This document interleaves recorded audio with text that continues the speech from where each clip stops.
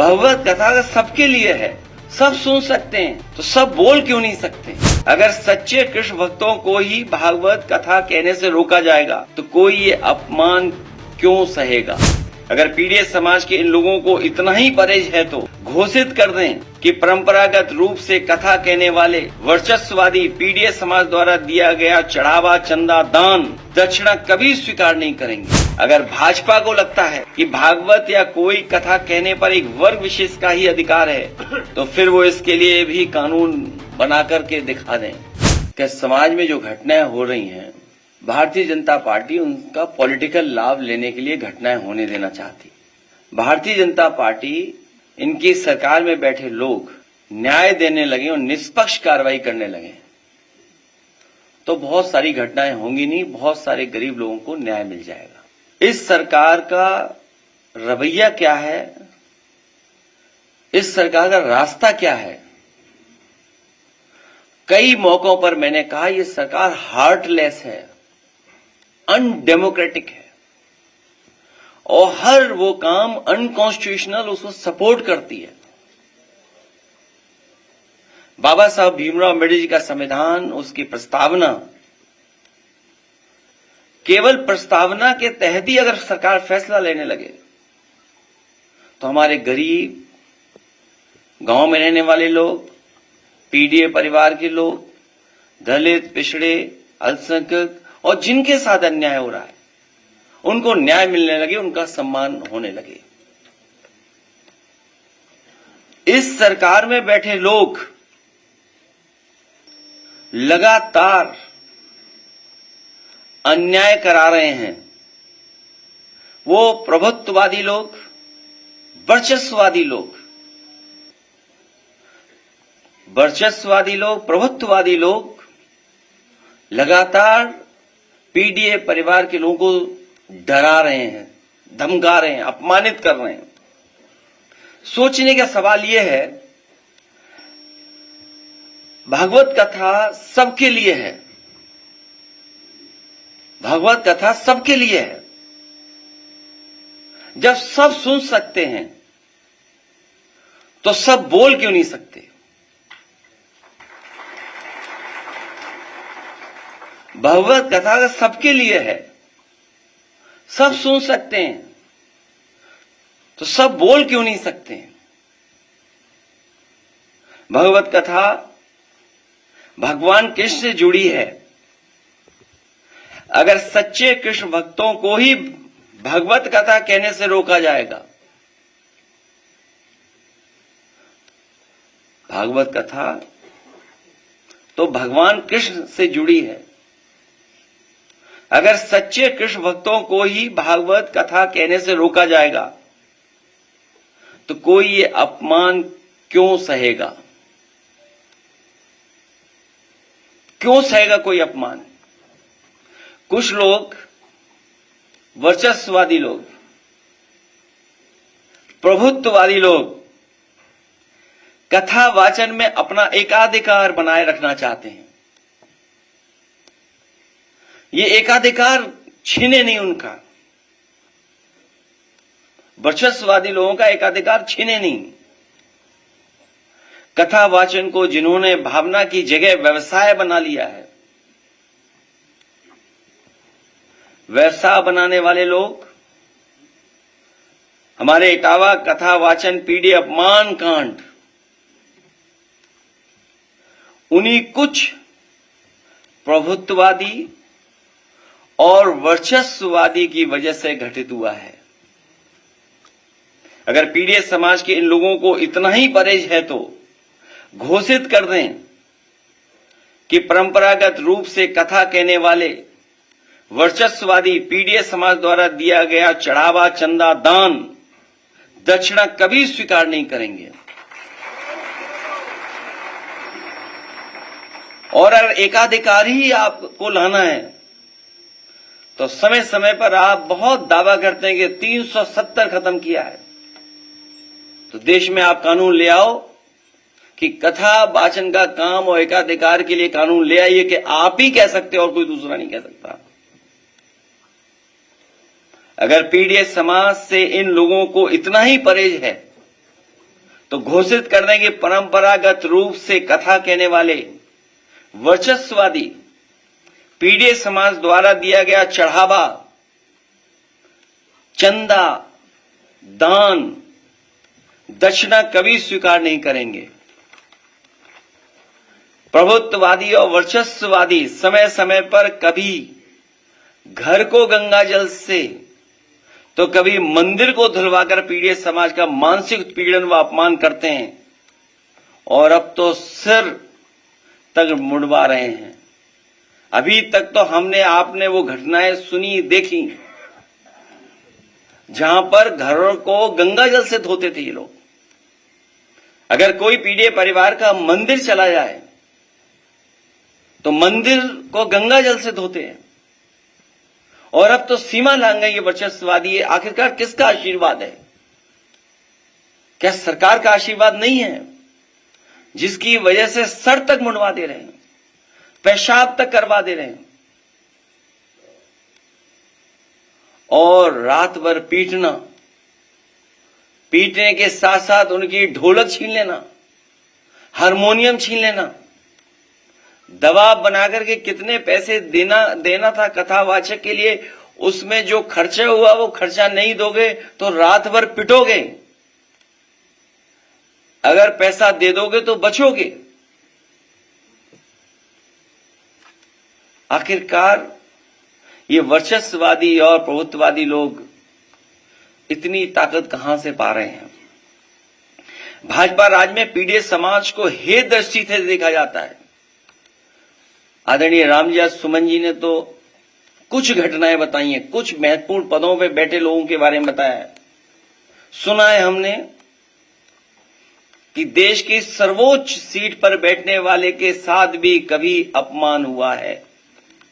देश के राष्ट्रपति भी हे दृष्टि का सामना कर चुके हैं। सच तो यह है कि जैसे जैसे पीड़ित समाज में चेतना और जागरूकता बढ़ती जा रही है, वैसे वैसे पीड़ित समाज पर मनोवैज्ञानिक दबाव बनाने के लिए वर्चस्ववादी के पीड़ित समाज पर अत्याचार बढ़ते जा रहे हैं। जो पाल समाज की बेटी के साथ अन्याय हुआ, अगर उसके परिवार के लोग खड़े हो गए तो उसके पिता पे भी मुकदमे लगा करके जेल भेज दिया, इनाम भी घोषित कर दिया। हमारी पार्टी के अध्यक्ष उस परिवार से मिलकर के उस परिवार को न्याय दिलाने के लिए, उस परिवार की मदद के लिए जा रहे थे तो पुलिस लगाकर रोक दिया। आखिरकार ये वर्चस्ववादी और प्रभुत्ववादी लोग चाहते क्या हैं? पीड़ित समाज पर लगातार बढ़ते हमलों का असली कारण यह है कि वर्चस्ववादियों को लगता है कि उनके पीछे आज भाजपा की वो सरकार खड़ी है जो सदियों से शक्तिशाली रहे लोगों की सरकार है और वो उन्हें बचा लेगी। लेकिन अब पीड़ित समाज की एकता और एकजुटता इसका जवाब डट करके देगी।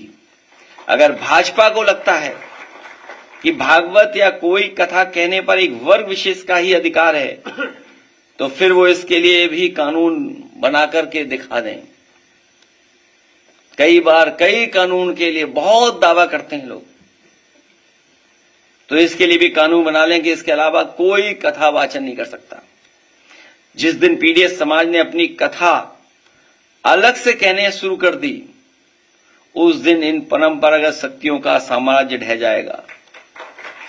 और मैं तो एक ही बात कहूंगा, भाजपा जाए तो हम सबको चैन आएगा। और घटनाएं कोई एक दो नहीं है। सुल्तानपुर में महेंद्र प्रताप मौर्य जी एडवर्ड को गोली मार करके मार दिया गया। घटना महोबा की याद होगा आपको। पिछले महीने की बात है, मैं यहां नहीं था, मैं बाहर था, लेकिन हमारे लोग पहुंचे और परिवार की मदद कर करके भी आए थे। दलित नवविवाहित जोड़े को सामंतवादियों ने चप्पल उतरा के उनके घर से गुजरने को कहा। जब उन्होंने मना किया तो दूल्हे को, उसके परिवार को और नवविवाहिता को बुरी तरह मारा गया। क्या ये कोई कल्पना कर सकता है आज के समय पर जब हम विश्व गुरु बनना चाहते हो, दुनिया को हम सस्टेनेबल डेवलपमेंट की बातें बताना चाहते हो, दुनिया में हम विकसित भारत बनाकर के खड़ा करना चाहते हो, दुनिया में ये कहते हो कि अब हमसे आगे कुछ ही अर्थव्यवस्थाएं, वहां पर सोचिए नई नई शादी हो, आप हमारे घर के सामने से तभी निकल सकते हैं जब आप चप्पल उतार करके जाएंगे, और नहीं ऐसा करते हो तो आपको अपमानित होना पड़ेगा। नेताजी मेरी ध्वनि को और सुनने का समय देना।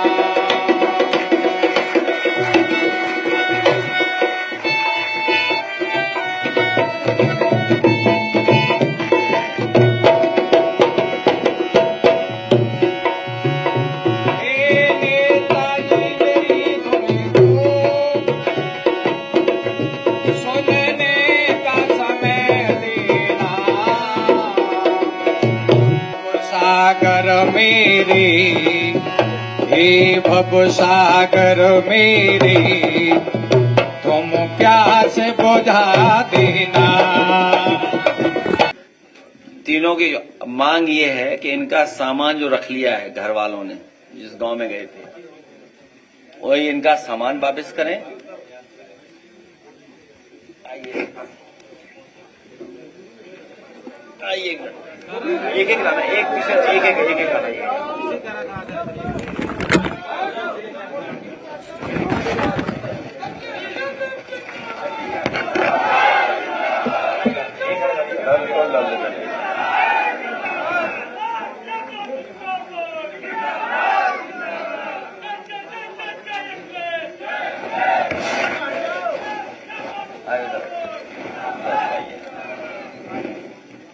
अब बताओ, ये बेचारा आंख से नहीं रहा, इसको भी मारा कठेरिया को। हाँ लाओ लाओ, गुर्जर समाज की तरफ से इधर आइए, इधर आओ, इधर आओ, ऊपर आइए।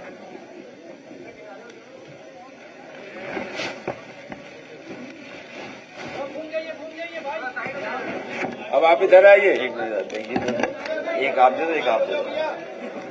इधर आओ, इधर आओ। और इन्हें हम लोग अभी तो ये लिफाफे में 21-21 हजार रुपए हैं, लेकिन इनको हम लोग पार्टी की तरफ से 51-51 हजार रुपए दे रहे हैं। आइए आइए, आ गया हूँ।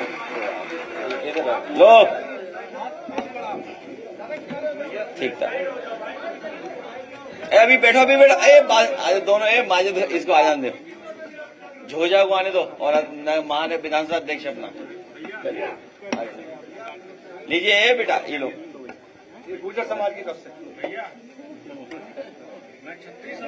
बैठा लो। बैठा, नहीं, वो तुम्हारी थोड़ी झगड़ा है। तुम्हारी नहीं झगड़ा है यार, वो अलग बात है। पावर की लड़ाई है। इधर दो, ये इधर दे, हमारे नेता पार्टी का इधर किसी को दे दो, आप तीनों एक ही बात है। इधर दो, इसको आगे आ जा बेटा, बस उधर देख, उधर घूम जाओ, आ जाओ, बस ठीक है। चलिए बहुत धन्यवाद। क्या नाम तुम्हारा? हाँ ठीक है। अच्छा बैठो, नाम आप ही बोलो, आप बोल दो, दोनों के बोल दो। विधायक अभी जो प्रेस से बात हो जाने दो। राजभर समाज की तरफ से आदरणीय विधायक जी, एमएलसी का नाम ले दो। एमएलसी राम जतन राजभर जी, इन कलाकारों पर इनकी मदद के लिए 2100 रुपया, और डॉक्टर आर.के. वर्मा जी, विधायक रानीगंज, 3000 रुपया। कई साथियों ने जो भी सहयोग किया है, अनमोल सिंह जी ने 2100 रुपया का सहयोग किया है। इन कथावाचकों को बहुत बहुत पार्टी की तरफ से धन्यवाद।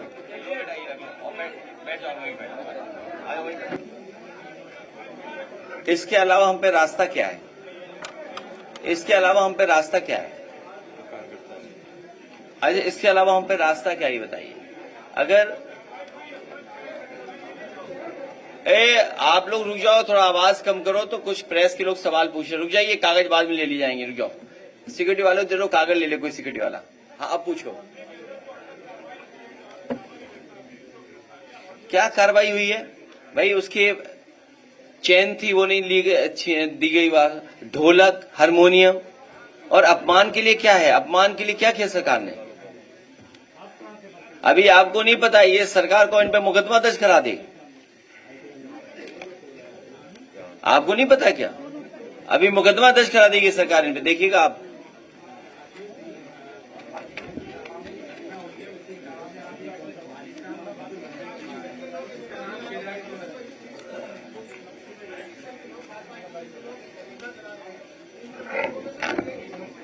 बीजेपी पूरी हिस्ट्री सीटर है, ये नहीं पता आपको?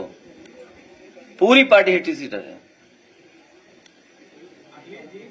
आप बताओ कौन सी धारा वापस ली गई मुख्यमंत्री से? बताओ, मुख्यमंत्री ने अपनी धारा कौन सी वापस ली? बताओ, डिप्टी सीएम ने कौन सी धारा वापस ली अपनी? अरे भाई, पैसे देकर कुछ भी लिखवा दो किसी से मीडिया में, हम आपके बारे में कुछ लिखवा दें तब? ये कोई बात हुई? कोई भी लिखवाने लगेगा तो आखिरकार व्यवस्था को खराब किसने किया है? हम न्याय कहां मांगने जाएं? थाने में बताइए आप, पुलिस क्या कर रही है? कौशाम्बी का एक एग्जाम्पलरी है एक केस, पाल समाज की बिटिया के साथ घटना हुई, उसके पिता को जेल भेज दिया, इनाम घोषित कर दिया। क्या नहीं घोषित हुआ? बताओ आप। भाई, जिसकी बेटी के साथ घटना हुई हो, उसी के पिता पर आरोप, उसी को जेल भेज दिया, उसी पे 25,000 रुपए का इनाम घोषित हो गया, और सरकार में बैठे लोग अपने केस वापस ले रहे हैं।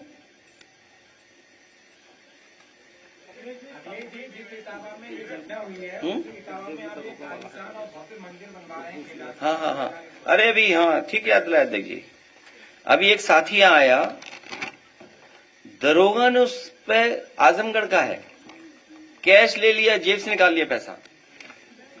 हाँ, आजा बेटा, यहां आजा। बताइए, दरोगा ने कैश ले लिया उस पे, जेब से पैसा कितना निकाल लिया बेटा? 24,000 रुपए निकाल लिया। बताओ, दरोगा ने 24,000 रुपए निकाल लिया। आप याद कीजिए, दिल्ली की मुख्यमंत्री ने हमारे लिए क्या कहा? क्या कहा था दिल्ली की मुख्यमंत्री ने हमारे लिए? कौन कहलवा रहा था ये बात? हम आपको कहें आप लोग टोटी चोर हो, तब ये कोई बात हुई? कौन करवा रहा है? बीजेपी करवा रही है। ये है, देखो, बताओ, गरीब लड़का, बताइए, 24,000 रुपए ले लिए दरोगा ने इससे। पीडीए समाज वोट डालने जा रहा है, कथा बांचने नहीं जा रहा है। इस बार वोट डालने जा रहा है, यही डर है उनको। इसीलिए जब वोट डालने की सूची बनती है, किन किन अधिकारियों की पोस्टिंग होगी, पीडीए नहीं होगा उसमें।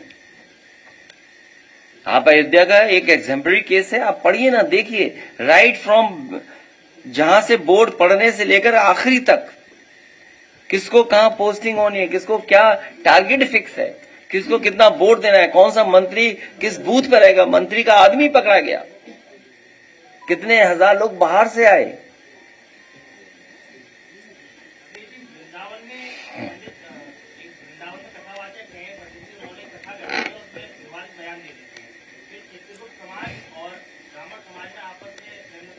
वो मुझे जानकारी नहीं है, लेकिन इतना पता है मुझे, मथुरा वृंदावन में भी जमीन बहुत बीजेपी के लोगों ने कब्जा की है, इतनी कब्जा की है।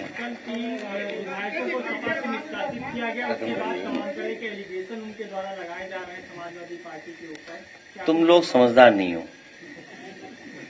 वो, अरे रुक जाओ ना, एक मिनट रुक जाओ ना, यहीं खत्म कर देंगे, आखिरी यहीं पर। उसमें एक टेक्निकल इशू आ रहा था, वो मंत्री नहीं बन पा रहे थे, उनको ये कह के टाला जा रहा था कि अभी आप समाजवादी पार्टी के हैं, और अगर आप मंत्री बनाए जाएंगे तो आपको अपनी संस्था छोड़नी पड़ेगी, चुनाव दोबारा होगा, बाई इलेक्शन होगा। तो आप समझिए उनका टेक्निकल इश्यू मैंने खत्म कर दिया, अब वो मंत्री बन सकते हैं। अब आप पूछोगे कि 3 निकाले और क्यों नहीं निकाले? मंत्री सबको बनना था, सबको आश्वासन था, पैकेज क्या मिला उस पर मैं चर्चा नहीं करना चाहता हूं। किसी के नाम में ही पैकेज हो तो सोचो कितना पैकेज देगा। सेठ, जो सेठ हो उस पर कुछ भी हो सकता है, तो पैकेज नाम में ही पैकेज है तो सोचो कितना बड़ा पैकेज मिल सकता है किसी को। तो जो टेक्निकल इश्यू था वो रिजॉल्व किया है कि अब मंत्री बन सकते हैं। जब ये 3 मंत्री बन जाएंगे तो बाकियों का भी टेक्निकल वो हम रिजॉल्व कर देंगे। तो ये मंत्री बनने के लिए मैंने उन्हें पार्टी से निकाला है, हम सबने तय करके। हमारी राय है, सब लोगों की राय बनी कि इन्हें मंत्री बनने दिया जाए, इसलिए हम लोग निकाल दिया। अब बीजेपी की जिम्मेदारी है कि इन्हें जल्दी मंत्री बनाए, तो बाकी लोगों को हम भी हटा दे तो वो भी मंत्री बन जाए। आप समझ गए टेक्निकल। धन्यवाद। हैं? क्या चीज? अरे हमारा घर ही धो दिया था गंगा जल से, इसीलिए गंगा स्नान कराया। गंगा जल कहां से धोएंगे ये लोग जाके?